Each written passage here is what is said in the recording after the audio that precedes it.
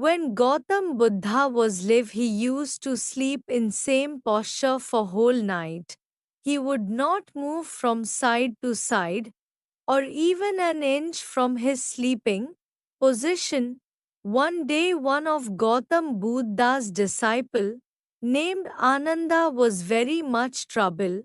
Because of this every night he could see that Buddha was still sometimes in middle of night. He would wake up and would see that Buddha was still in same position. Absolutely still, just as he had always been one night.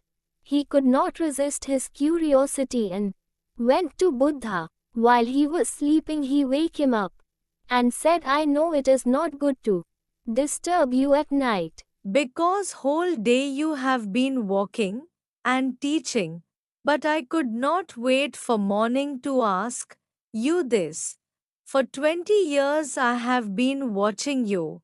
I have waited for long, but now I have to ask you this question anyway.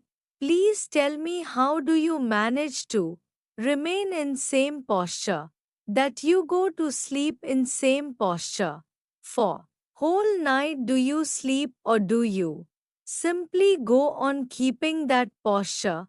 Because I have to move continuously. I can't sleep still whole night. Gautam Buddha said, I have found the right posture.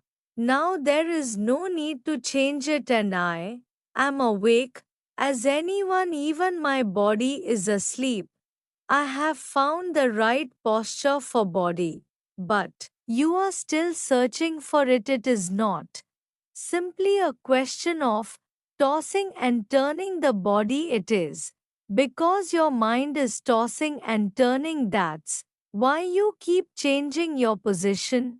I have gone beyond. There is no mind. When I go to sleep, the body simply lies down like a corpse. Have you ever seen a corpse changing its posture? My consciousness is always awake while I am sleeping. We see in our life it is our mind.